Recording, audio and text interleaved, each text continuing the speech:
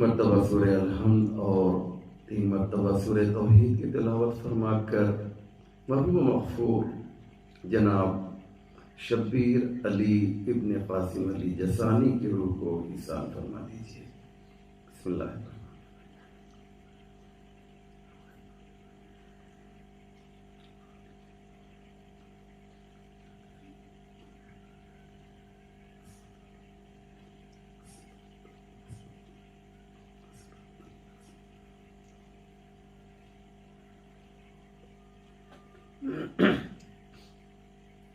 لا حول ولا قوة إلا بالله العلي العظيم حسبنا الله ونعم الوكيل نعم المولى ونعم النصير أعوذ بالله من الشيطان اللعين الرجيم بسم الله الرحمن الرحيم الحمد لله رب العالمين والصلاة والسلام والتحية والإكرام على سيد الأنبياء والمرسلين مولانا أبي القاسم محمد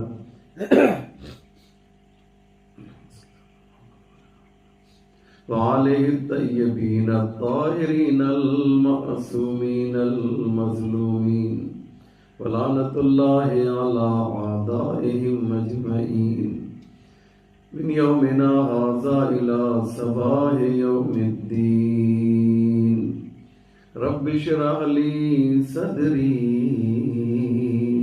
ويسر لي أمري واحلل عقدة من لساني يفقهوا قولي أما بعد فقد قال علي عليه السلام أشد الذنوب ما استخف به صاحبه۔ مومنین کرام و ناظرین ذوی الاحترام، السلام علیکم ورحمۃ اللہ وبرکاتہ۔ یہ مجلس ایک مرد مومن، ایک عبد خدا، ایک عزادار حسین کے ایصال ثواب کے لیے ہو رہی ہے۔ مرحوم شبیر علی قاسم علی جسانی کی روح کو اور زیادہ شاد کرنے کے لیے ان کی فیملی کی جانب سے یہ مجلس ایصال ثواب برگزار کی جا رہی ہے۔ اللہ سے دعا ہے کہ پروردگار مرحوم کے درجات کو بلند کرے اور انہیں اعلیٰ علیین میں جگہ عنایت فرمائے۔ مجھے چونکہ یہ مجلس ایصال ثواب ہے، اس لیے آج مجلس کی مناسبت کو سامنے رکھتے ہوئے کچھ باتیں آپ کی خدمت میں پیش کرنا چاہتا ہوں۔ اسی لیے مولا متقیان حضرت علی ابن ابی طالب علیہ السلام کی مشہور و معروف حدیث کو آج کی مجلس کے لیے عنوان قرار دیا، جس میں مولا ارشاد فرماتے ہیں اشد الذنوب ما استخف به صاحبہ۔ سب سے بڑا گناہ یہ ہے کہ انسان گناہ کو ہلکا سمجھے۔ کیا مقصد ہوا؟ ایک مرتبہ انسان گناہ کرتا ہے، لیکن اس کے بعد اس کی روح کانپ جاتی ہے، وہ لرزنے لگتا ہے، اے میرے پروردگار مجھ سے غلطی ہو گئی، ہم نے بہت بڑا گناہ کر دیا۔ وہ اندر اندر نادم ہوتا ہے، اندر اندر شرمندہ ہوتا ہے، پشیمان ہوتا ہے۔ یہ ہوتا ہے نہیں ہوتا ہے، یہ مومن کی علامت ہے۔ کیوں؟ مومن ہے نا، معصوم تو نہیں ہے، اس سے گناہ ممکن ہے۔ اگر نبی اور امام ہے تو ایک الگ مسئلہ ہے، وہ گناہ نہیں کرے گا، لیکن مومن تو گناہ کر سکتا ہے. تو اگر گناہ کرنے کے بعد انسان شرمندہ ہو جائے، گناہ کرنے کے بعد انسان نادم ہو جائے، گناہ کرنے کے بعد انسان کا دل ٹوٹ جائے اور وہ یہ کہے کہ پروردگار مجھ سے غلطی ہو گئی ہے، تو یہ مومن کی علامت ہے. لیکن اگر گناہ کرنے کے بعد بھی اکڑا ہوا ہے، چاہے وہ چھوٹا ہی گناہ کیوں نہ ہو، چاہے وہ گناہ صغیرہ ہی کیوں نہ ہو، اس کے چہرے پر گناہ کرنے کے بعد ندامت و پشیمانی کے آثار ظاہر نہ ہو رہے ہوں، تو مومن یہ انسان جو ہے مولا علی کی نگاہ میں اچھا نہیں ہے. مولا فرماتے ہیں صغیرہ گناہ کیوں نہ ہو، چھوٹا گناہ کیوں نہ ہو، گناہ صغیرہ ہی کیوں نہ ہو، لیکن انسان اسے ہلکا سمجھ رہا ہے تو یہ گناہ بہت بڑا ہو جاتا ہے. اس لیے علماء نے بیان کیا اور حدیثیں بھی ہیں کہ گناہ کرنے والا جو گناہ کرتا ہے تو کچھ گناہ ایسے ہیں کہ اس کا بدلہ، اس کی سزا، عقوبت اسی دنیا میں ہے. کچھ گناہ ایسے ہیں اور آخرت میں تو ہر گناہ کی سزا ملنی ہے. لیکن اگر یہاں پر کچھ گناہ ایسے ہیں، میں ایک حدیث پڑھتا ہوں، پیغمبر اسلام فرماتے ہیں کہ بابان معجلان عقوبتہما البغی والعقوق، دو گناہ ایسے ہیں کہ جس کی سزا دنیا میں بھی ملتی ہے. یہ بھی کیا ہے؟ یعنی دنیا میں تو سزا ملے گی ہی، آخرت میں بھی اسے اس کی سزا ملے گی. یعنی اللہ کی نگاہ میں یہ دو گناہ بہت زیادہ خطرناک ہیں.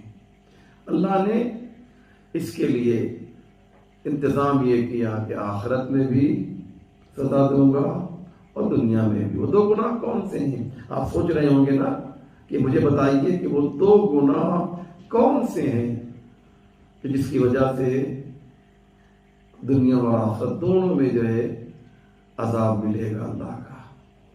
تو آئیے سنیے. البغی والعقوق، کسی پر ظلم کیا جائے تو ظالم کو اسی دنیا میں اللہ عذاب دیتا ہے اور آخرت والا عذاب تو محفوظ ہے ہی.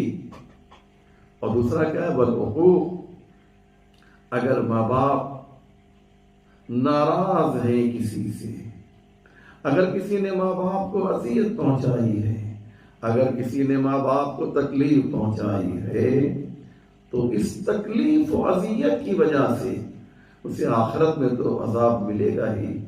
اس دنیا میں اللہ مختلف طریقے کی مصیبتوں میں گرفتار کر دیتا ہے. لہذا ماں باپ سے اظہار محبت کیجیے، ماں باپ سے نیکی کیجیے، ماں باپ کی پیروی کیجیے، ماں باپ کی باتوں کو مانیے، ان کا دل نہ دکھنے پائے.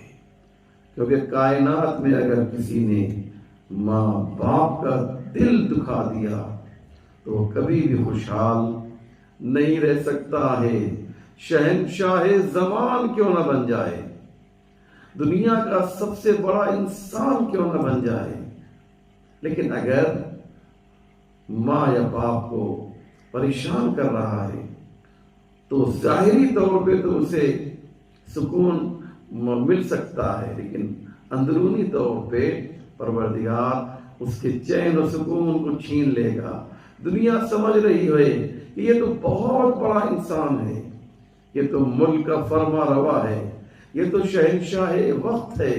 لیکن عزیزو یاد رکھیے گا، دنیا کے اعتبار سے تو شہنشاہ ہو سکتا ہے، لیکن جب وہ تنہائی میں آتا ہوگا تو اس کو جو تکلیفوں کا سامنا کرنا پڑتا ہوگا وہ خود سمجھتا ہوگا کہ اس پر کیا گزر رہی ہے، اس پر کیا بیت رہی ہے.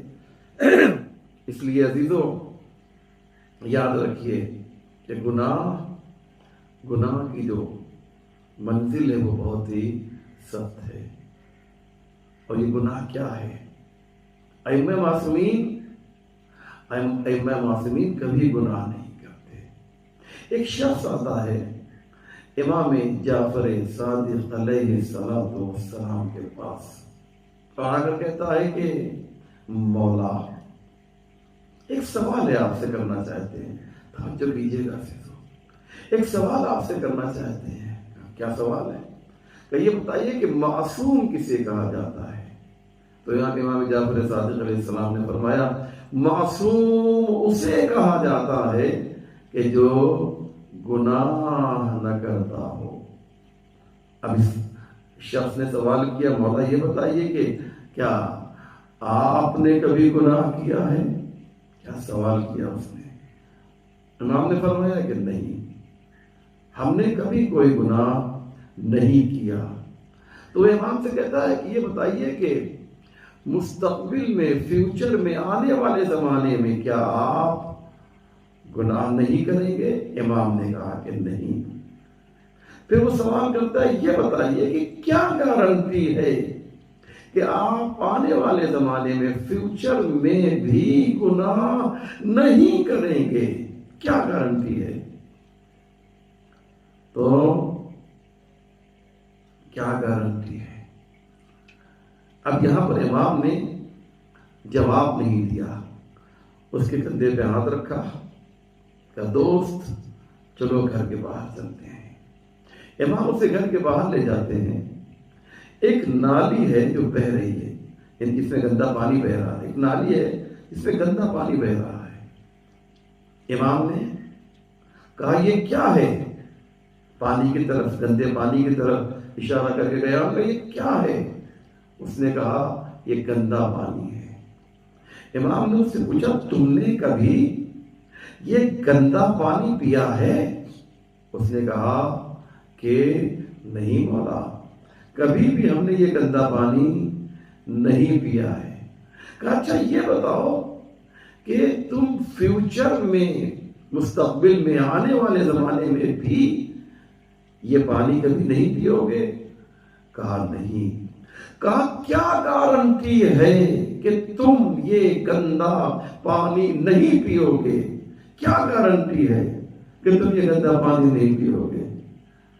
کہا مولا مر جائیں گے لیکن یہ گندا پانی نہیں پیئیں گے. کہا کیوں؟ کہا اس لیے کہ اس کی گندگی کا ہمیں یقین ہو گیا ہے، اس لیے ہم یہ گندا پانی نہیں پیئیں گے. تو فوراً جو ہے مولا نے جواب دیا، امام جعفر صادق علیہ السلام نے جواب دیا کہ جس طریقے سے تمہیں اس گندے پانی کی گندگی کا یقین ہو گیا ہے، اسی طریقے سے ہم محمد و آل محمد کو گناہوں کی گندگی کا یقین ہو چکا ہے. مر جائیں گے لیکن گناہ نہیں کریں گے. آپ نے اندازہ لگایا؟ مر جائیں گے لیکن گناہ نہیں کریں گے.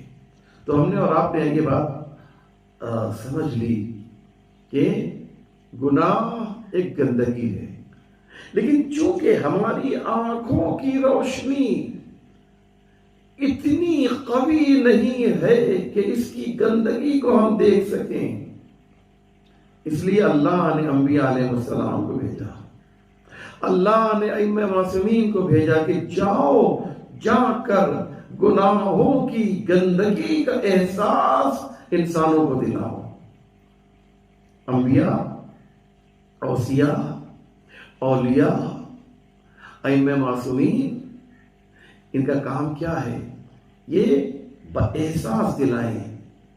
آپ کو سمجھانا چاہتے ہیں، آپ کو بتانا چاہتے ہیں کہ گناہ کی گندگی کیا ہے. اس گندگی کو اگر ہم نے سمجھ لیا تو یاد رکھیے گا، اس گندگی کو ہم نے سمجھ لیا تو پھر ہمیں بہت زیادہ سمجھانے کی ضرورت نہیں ہے. میں آپ کی خدمت میں ایک بات اور عرض کروں کہ گناہ کرنے کے بعد اسلام یہ کہتا ہے کہ مایوس نہ ہو اور ثواب حاصل کرنے کے بعد عمل خیر کرنے کے بعد مغرور نہ ہو جاؤ۔ کیا خوبصورت بات ہے! یعنی اگر ایک انسان نے پوری زندگی گناہ کر لیا ہے تو اسے مایوس ہونے کی ضرورت نہیں، اور ایک انسان نے پوری زندگی عمل خیر انجام دیا، اچھے کام انجام دیے، ثواب کے کام کیے، تو اسے مغرور نہیں ہونا چاہیے کہ اب تو ہماری جنت پکی ہو گئی، ہم نے اتنی نیکیاں کی ہیں، اتنے کار خیر کیے ہیں۔ چلیے اچھا بات آ گئی ہے تو ایک بات آپ کی خدمت میں پیش کر دوں۔ ایک بہت بڑی شخصیت گزری ہے، بہت بڑا نام ہے، وہ کون ہے؟ وہ حکیم لقمان ہے۔ حکیم لقمان کو آپ جانتے ہیں عزیزوں، حکیم لقمان بہت بڑا نام۔ یہ نبی معصوم نہیں ہے، البتہ ایک نظریہ یہ ہے کہ یہ نبی ہیں، غلط ہے۔ یہ نبی جو میری تحقیق ہے، جو میرا ریسرچ ہے، جو میری ریسرچ ہے، وہ یہ ہے کہ وہ معصوم نہیں ہے، نبی نہیں ہے، لیکن اتنی اچھی نصیحتیں انہوں نے کی ہیں کہ غیر معصومین میں ان کا نام آتا ہے اچھی نصیحت کرنے والوں میں۔ اور سنیں گے ان کی باتیں اتنی خوبصورت ہوتی تھیں، اتنی دلکش ہوا کرتی تھیں کہ اللہ کو پسند آئی، اور پروردگار نے حکیم لقمان کی نصیحتوں کو قرآن کی آیتوں کا حصہ بنا دیا۔ کیا اللہ کے پاس بیٹر کی کمی ہے؟ نہیں نا۔ اس کے بعد بھی اللہ نے جناب حکیم لقمان کی باتوں کو قرآن کی آیتوں کا حصہ بنایا۔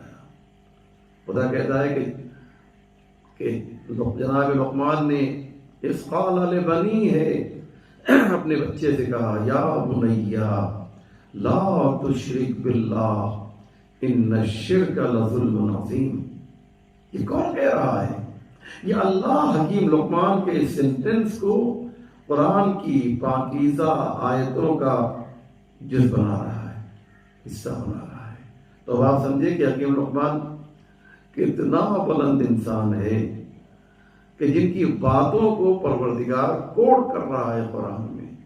یہی حکیم لقمان اپنے بیٹے سے کہتے ہیں کہ میرے لال، آج تمہیں ایک اہم بات بتانا چاہتا ہوں، سنیے عزیزوں، آپ کا دل خوش ہو جائے گا۔ اتنی خوبصورت بات، اتنی پیاری بات جناب حکیم لقمان نے کہی ہے کہ انشاءاللہ آپ سمجھیں گے کتنی خوبصورت بات ہے۔ حکیم لقمان اپنے بیٹے سے کہتے ہیں کہ یہ سمجھو میرے لال، ظاہر سی بات ہے کہ جب انسان نصیحت کرتا ہے تو سامنے کوئی ہونا چاہیے، اکیلے بیٹھ کر تو نصیحت کرے گا نہیں۔ تو ان کا خطاب، ایڈریس جو ہوتا تھا وہ بیٹے کو مخاطب قرار دیتے تھے، بیٹے سے باتیں کرتے تھے۔ میرے لال، یہ سمجھو کہ جتنی نیکیاں، جتنے اچھے کام دنیا میں تمام اچھے انسانوں نے کیے، توجہ کیجیے گا عزیزوں، بہت امپورٹنٹ بات پیش کرنے جا رہا ہوں، بہت اہم بات پیش کرنے جا رہا ہوں۔ جتنے نیک کام، جتنے اچھے کام، جتنے کار خیر دنیا کے تمام انسانوں نے مل کے کیا ہے، یوں سمجھو اتنا تم نے اکیلے کر لیا ہو، پھر بھی مغرور نہ ہو جانا کہ اب تو ہماری جنت پکی ہو گئی، اب تو پروردگار ہمیں جنت میں بھیجے گا ہی۔ کیوں؟ کیونکہ ہو سکتا ہے ایک گناہ تمہارا جو ہے ان تمام کار خیر کے اوپر حاوی ہو جائے۔ اور تمہیں وہ جہنم میں بھیج دے۔ اب سنیے، ابھی تو آدھی بات ہوئی ہے، اب امپورٹنٹ بات ہے۔ اس کے بعد حکیم لقمان کہتے ہیں میرے لال، اور یہ فرض کرو، سپوز کرو، یوں سمجھو کہ جتنے گناہ اس وقت دنیا کے تمام انسانوں نے مل کے کیے ہیں، اتنا گناہ تم اکیلے کرو، اتنا گناہ تم نے اکیلے کر لیا ہے، تو تمہیں مایوس ہونے کی ضرورت نہیں ہے کہ اب تو ہمیں جہنم میں جانا ہی جانا ہے۔ نہیں، خدا رحمان و رحیم ہے، ہو سکتا ہے کہ تمہارے کسی ایک نیک عمل سے وہ تمہیں جنت میں بھیج دے۔ تمہیں جنت میں ایک نیک کام تم نے ایسا کر لیا، آپ نے اندازہ لگایا، ایسے تو میری بات آپ تک پہنچی نہیں پہنچی۔ اس لیے مومن خوف اور امید کے درمیان رہتا ہے۔ فقط خوف نہیں ہونا چاہیے کہ ہماری جہنم پکی، اور فقط امید نہیں ہونا چاہیے کہ اب تو ہم جنت میں ہی جائیں گے، ہمیں کون روک سکتا ہے نا عزیزو؟ جناب عیسیٰ کے بارے میں ملتا ہے کہ ایک راستے سے ان کا گزر ہو رہا تھا، ان کے ساتھ ان کے حواریون تھے، حواریون یعنی ان کے اصحاب، کمپینینز، ان کے چاہنے والے، ساتھ میں جناب عیسیٰ ایک بستی سے گزرے، دیکھا کہ سب کے سب لوگ جو ہیں خوف خدا سے لرز رہے ہیں، یعنی ڈرے ہوئے ہیں۔ جناب عیسیٰ نے کہا جلدی سے یہ نکل چلو، یہ گاؤں، یہ بستی رہنے لائق نہیں، رکنے لائق نہیں ہے، اسٹے بھی نہیں کیا جا سکتا یہاں پر، چلو نکل چلتے ہیں۔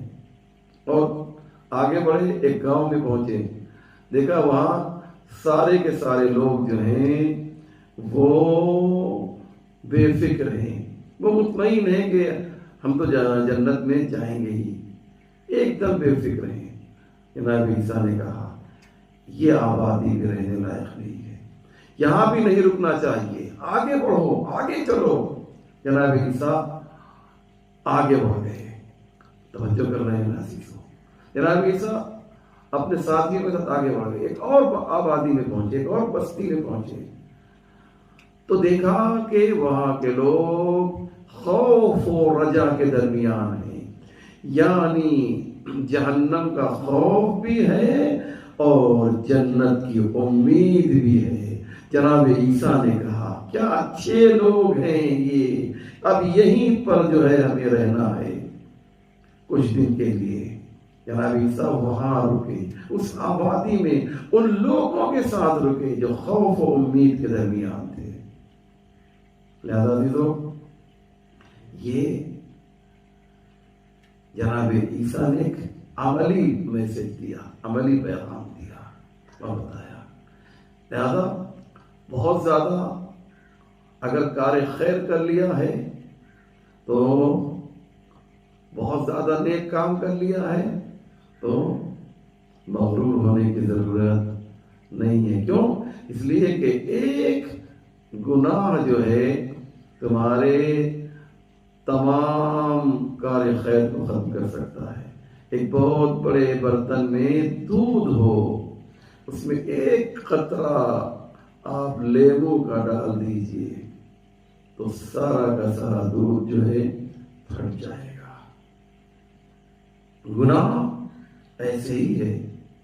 اچھا، یہ بات تو میں کہہ رہا ہوں، یہ نہ سمجھیے گا کہ میں یہ کوئی ہوا میں بات کر رہا ہوں، یہ کوئی میری خطابت ہے، نہیں عزیزو، میرے پاس دلیل ہے، اور دلیل بھی میری نہیں ہے، اپنی ذاتی نہیں ہے، خود پیغمبر اسلام نے اس بات کو بیان کیا ہے۔ چلیے اچھا، اس واقعے کو بھی سن لیجیے۔ پیغمبر اسلام مسجد میں ہیں، اصحاب کو دین کی باتیں بیان کر رہے ہیں، خطبہ فیض پیغمبر جاری ہے۔ پیغمبر نے کہا ایھا الناس، اے لوگوں، من قال سبحان اللہ غرس اللہ لہ شجرۃ فی الجنہ. دیکھو اگر اصحاب کو مخاطب کر کے پیغمبر کہتے ہیں کہ اگر تم میں سے کوئی ایک مرتبہ سبحان اللہ کہتا ہے تو اللہ جنت میں اس کے لیے ایک درخت تیار کر دیتا ہے. فقام رجل من قریش وقال انا لنا شجرۃ کثیرۃ فی الجنہ. جب پیغمبر نے یہ بات کہی کہ اگر کسی نے ایک مرتبہ سبحان اللہ کہا تو جنت میں ایک پیڑ ایک درخت تیار ہو جائے گا، تو ایک شخص کھڑا ہو گیا. انداز بتا رہا ہے کہ وہ پیغمبر کی توہین کرنا چاہتا ہے، انداز بتا رہا ہے کہ وہ انسلٹ کرنا چاہتا ہے. فقام رجل من قریش، ایک شخص کھڑا ہوا اور اس نے کہا یا رسول اللہ اگر ایسا ہے کہ ایک مرتبہ سبحان اللہ کہنے سے جنت میں ایک درخت تیار ہو جاتا ہے تو ہم تو مسلسل جو ہے ہر روز نہ جانے کتنی مرتبہ سبحان اللہ کہتے ہیں، تو ہمارے تو بڑے بڑے باغ تیار ہو گئے ہوں گے. اندازہ آپ نے لگایا؟ کچھ آپ نے غور کیا کہ یہ چاہتا یہ ہے کہ پیغمبر کی انسلٹ کرے، مذاق اڑائے، توہین کرنا چاہتا ہے. کیا جواب دیا پیغمبر نے؟ اس صحابی کا کیا جواب دیا؟ کہا وَإِيَّاكُمْ أَن تُرْسِلُوا إِلَيْهَا نِيرَانًا فَتُحْرِقُوهَا. صحیح کہتے ہو کہ ایک مرتبہ سبحان اللہ کہنے سے جنت میں ایک پیڑ ایک درخت تیار ہو سکتا ہے، تو وَإِيَّاكُمْ أَن تُرْسِلُوا إِلَيْهَا نِيرَانًا فَتُحْرِقُوهَا. تو یہ بھی تو ہو سکتا ہے نا کہ کہیں یہ بھی تو ہو سکتا ہے نا کہ تمہارے گناہ کی ایک چنگاری جو ہے تمام درختوں کو باغوں کو جلا کر راکھ کر دے. ایک چنگاری گناہ کی سارے درختوں کو جو ہے جلا کر راکھ کر سکتی ہے. تو غرور گھمنڈ ثواب پر نیکیوں پر نہیں ہونا چاہیے. کیوں؟ اس لیے کہ ہو سکتا ہے کہ یہ نیکیاں جل جائیں اور گناہ زیادہ ہو جائیں، تو مایوس نہیں ہونا چاہیے. لا تقنطوا من رحمت اللہ ان اللہ یغفر الذنوب جميعا انہ هو الغفور الرحیم. دیکھو اللہ کی رحمت سے مایوس ہونے کی ضرورت نہیں ہے. کیوں؟ اس لیے کہ وہ تمہارے تمام گناہوں کو بخش دے گا. کیوں بخشے گا؟ انہ هو الغفور الرحیم، کیونکہ وہ غفور بھی ہے اور رحیم بھی ہے. اس لیے عزیزو ہاں کچھ گناہ ایسے ہیں جو بخشے جائیں گے، کچھ گناہ ایسے ہیں جو نہیں بخشے جائیں گے، اور کچھ گناہ ایسے ہیں جس میں بخشنے کے امکانات اور چانسز ہیں. کچھ گناہ ایسے ہیں. میں آئیے حدیث پیش کرتا ہوں. چلیے اچھا حدیث سنیے. ارشاد ہوتا ہے کہ گناہ 3 طرح کے ہوتے ہیں. ذنب مغفور، ایک گناہ وہ ہے جو بخش دیا جائے گا. وذنب غیر مغفور، اور دوسرا گناہ وہ ہے جو بخشا جی نہیں جائے گا. اور تیسرا گناہ یہ ہے کہ ذنب یرجى لصاحبہ، تیسرا گناہ یہ ہے جس میں بخشنے کے امکانات ہیں. ہو سکتا ہے بخشا جائے، ہو سکتا ہے نہ بخشے جائیں. بخشنے کے چانسز ہیں. ممکن ہے کہ گناہ بخش دیا جائے، ممکن ہے کہ نہ بخشا جائے. لیکن پھر میں ریپیٹ کر رہا ہوں، بہت امپورٹنٹ بات ہے. گناہ 3 طرح کے ہیں. ایک گناہ وہ ہے جو بخش دیا جائے گا، دوسرا گناہ وہ ہے جو نہیں بخشا جائے گا، تیسرا گناہ وہ ہے جس میں بخشنے کے چانسز ہیں. اب یہ کون کون سے گناہ ہیں، ان تینوں کے بارے میں آپ ذرا بتائیے، اس کی ڈیٹیل تفصیل بتائیے. تو سن لیجیے، میں تفصیل میں نہیں جاؤں گا، صرف خلاصہ آپ کے سامنے پیش کروں گا. وہ گناہ جو نہیں بخشے جائیں گے وہ شرک ہے. پروردگار شرک کو نہیں بخشتا ہے، اللہ کا کوئی شریک قرار دے دے کہ یہ اللہ کا پارٹنر ہے تو پروردگار اسے بخشے گا نہیں، جیسا کہ مشرکین کرتے ہیں۔ مشرکین کون ہیں؟ مشرک اسے کہتے ہیں کہ جو اللہ کو تو مانتا ہے، توجہ کیجیے گا، جو اللہ کو تو مانتا ہے لیکن اللہ کے ساتھ کسی اور کو شریک قرار دے دیتا ہے۔ مشرک کسے کہا جاتا ہے؟ جو اللہ کے خالق ہونے کو تو مانتا ہے، مثلا کہتا ہے کہ اللہ نے ہمیں پیدا کر دیا بس، اور باقی کام جو ہے اللہ نے کچھ لوگوں کے حوالے کر دیا ہے۔ یہ مثلا ہوا کو یہ دیکھتا ہے، پانی کو یہ دیکھتا ہے، نہیں عزیزوں، اور اللہ اپنا آرام کر رہا ہے، ہی از ریلیکسنگ، نہیں، ایسا نہیں ہے۔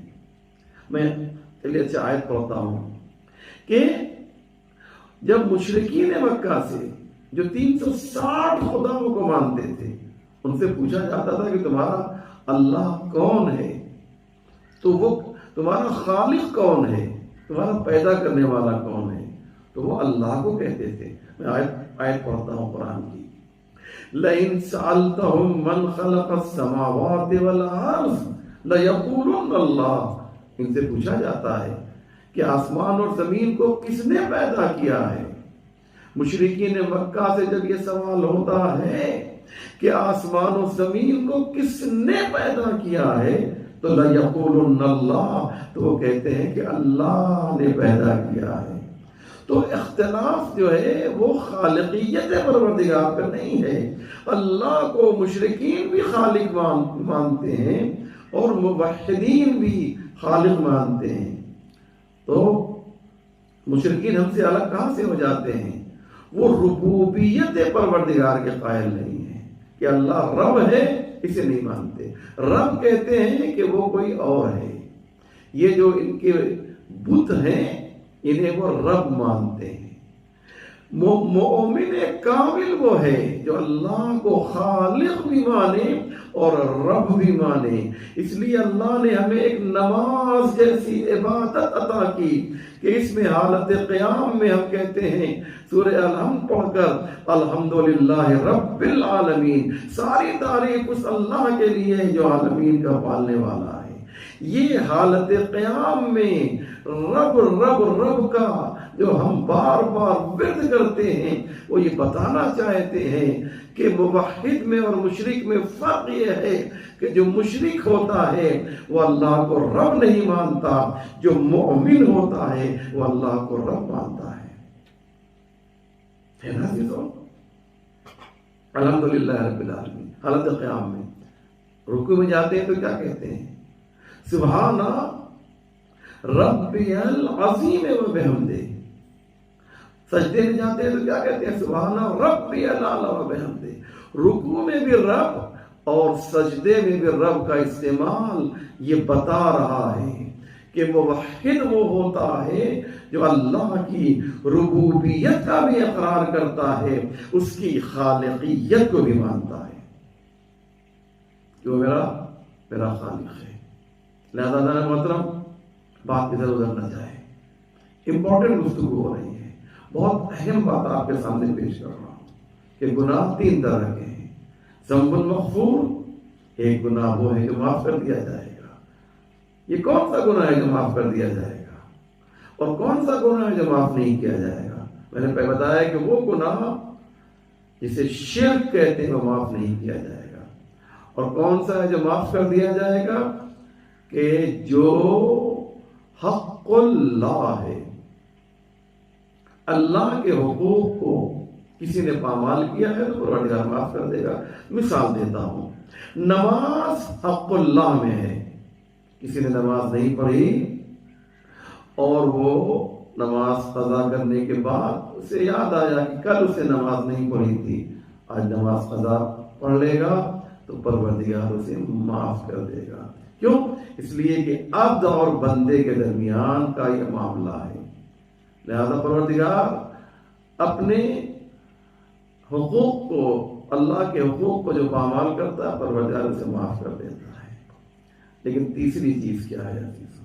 توجہ کریں گے، تیسری چیز یہ ہے کہ ذنبٌ یرجیٰ لصاحبہ، تیسرا گناہ وہ ہے جسے معاف نہیں کیا جائے گا۔ وہ کون سا گناہ ہے؟ وہ حق الناس ہے کہ جس میں امکانات ہیں کہ معاف کر دیا جائے اور یہ بھی ممکن ہے کہ معاف نہ کیا جائے۔ تو تیسرا جو گناہ ہے اس میں وہ بخشا نہیں جائے گا یا بخش دیا جائے گا، دونوں امکان ہے، دونوں چانس ہے۔ وہ کون سا گناہ ہے؟ وہ ہے حق الناس، حق العباد، بندوں کے حقوق کو اگر کسی نے پامال کیا ہے تو جب تک یہ بندہ معاف نہیں کرے گا پروردگار بھی اسے معاف نہیں کرے گا۔ میری بات آپ تک پہنچ رہی ہے نا عزیزو؟ اللہ بھی اس وقت تک معاف نہیں کرے گا۔ ہم نے کسی کو ستایا ہے، کسی کو تکلیف پہنچائی ہے، جب تک اس سے معافی نہیں مانگیں گے۔ ہم نے کسی کا حق پامال کیا ہے، جب تک کہ اس کا حق پامال واپس نہیں کریں گے اللہ ہمیں معاف نہیں کرے گا۔ لہذا ضروری ہے پروردگار کہ ہم پروردگار سے کہیں کہ پروردگار ہم نے اس کا حق جو ہے چھینا تھا واپس کر دیا، پراپرٹی اس کی لے لی تھی واپس کر دی، زمین اس کی لے لی تھی واپس کر دی، پیسہ اس کا لے لیا تھا واپس کر دیا، دولت اس کی لے لی تھی واپس کر دیا، تو بھی معاف کر دے۔ تو پہلے اس کا جو حق پامال کیا ہے وہ واپس کیا جائے گا تو اللہ معاف کر دے گا۔ کسی کو گالی دی ہے، کسی کو زبان کے ذریعے سے تکلیف پہنچائی ہے، جا کر اس سے معافی مانگ لے کہ بھیا غلطی ہو گئی مجھے معاف کر دے۔ تو اس نے اگر معاف کر دیا تو پروردگار بھی معاف کر دے گا۔ میری بات آپ تک انشاءاللہ پہنچ گئی عزیزو۔ یقین جانیے کربلا ہمارے لیے ایک بہت بڑا نمونہ ہے، ایگزامپل ہے، مثال ہے کہ جہاں کس طرح سے لوگ ثواب حاصل کرنے کے لیے آگے بڑھ رہے ہیں۔ کربلا میں بھی ہمیں دونوں منظر دکھائی دیا۔ ایک طرف حسین والے ہیں جو نامہ اعمال میں ثواب حاصل کر رہے ہیں، جو اپنی جھولیوں میں ثواب بھر رہے ہیں، اور ان کے مقابلے میں یزیدی ہیں جو گناہوں کے لیے ایگزامپل ہیں، جو نافرمانی پروردگار کے لیے مثال بنے ہوئے ہیں۔ اور یہی وجہ تھی عزیزو کہ حسین نے ایک شب حسین نے مہلت مانگی تھی۔ کس لیے مہلت مانگی تھی؟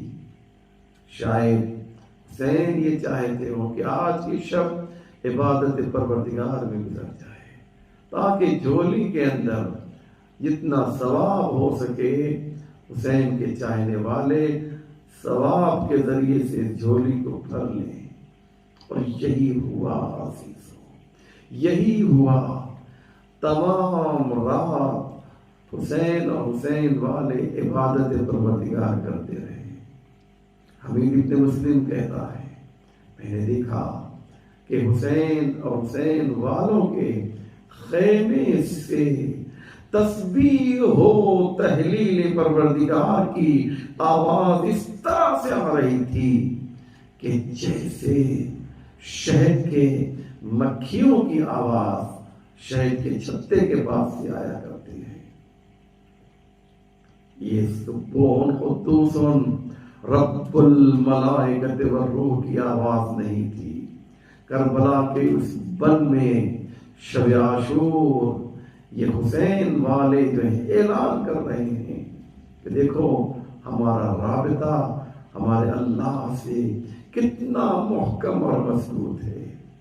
شب عاشور یا عبادت پروردگار کی ہے، یا اصحاب اپنی شہادت کا تذکرہ کر رہے ہیں۔ ایک صحابی دوسرے صحابی سے کہتا ہے صبح عاشور تو ہونے دو، دیکھو میں اپنی جان حسین کے قدموں پہ قربان کر دوں گا۔ وہ کہتا ہے ہم پہلے اپنی جان قربان کریں گے۔ دوسرا کہتا ہے ہم حسین کے قدموں پہ اپنی جان قربان کریں گے۔ وہ کہتا ہے ہم پہلے جام شہادت پیئیں گے، تمہیں نہیں جانے دیں گے، پہلے ہم جام شہادت پیئیں گے۔ ہر ایک کہتا تھا ہم پہلے مرنے جائیں گے۔ یہ گفتگو شب عاشور ساری رات چلی۔ امام شب عاشور اپنے خیمے سے نکلتے ہیں اور مقتل کی طرف جاتے ہیں۔ رات کی تاریکی ہے، سناٹا ہے، میرا مولا تنہا جا رہا ہے۔ ایک چاہنے والا، مولا کا چاہنے والا اپنے خیمے سے دیکھتا ہے حسین مقتل میں اکیلے جا رہے ہیں۔ لرز گیا، تڑپ گیا، میں اپنے آقا کو اکیلے نہ جانے دوں گا، میرا مولا اکیلے جا رہا ہے۔ دوڑا جو ہے مولا کے پیچھے آ گیا، مولا کے پیچھے آیا، مڑ کے دیکھا، مولا نے دیکھا ہلال ابن نافع ہیں۔ ایک مرتبہ مڑ کے دیکھا اور دیکھنے کے بعد جو ہے ہلال نے ہاتھوں کو جوڑ دیا، آقا معذرت چاہتا ہوں، معافی چاہتا ہوں، مجھے معاف کر دیجئے، میں بغیر اجازت کے آپ کے ساتھ ہو لیا، لیکن میں نے اپنے خیمے سے دیکھا کہ میرا مولا اکیلے میدان میں جا رہا ہے، میں خود کو نہ روک سکا، مولا مجھے معاف کر دیجئے۔ امام نے آواز دی، ہلال آ گئے ہو تو چلو میرے ساتھ چلو، میں تمہیں مقتل کا دیدار کرانا چاہتا ہوں۔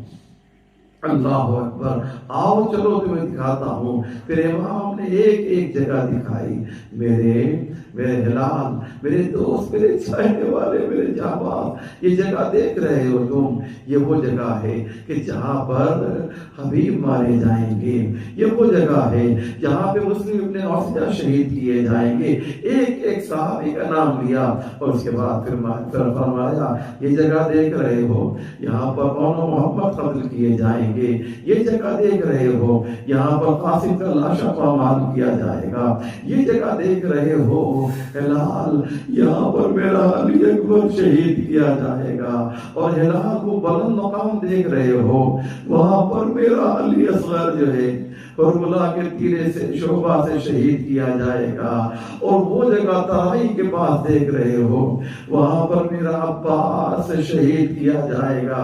ایک جگہ بتا رہے ہیں اور کہا آؤ چلو تمہیں ایک اور جگہ دکھاتے ہیں، یہ نشیب دیکھ رہے ہو یہاں پر میرا سر قلم کیا جائے گا۔ ہلال کبھی امام کی طرف توجہ متوجہ ہیں، کبھی توجہ کسی اور طرف چلی جاتی ہے، ہلال کی توجہ کسی اور طرف چلی جاتی ہے۔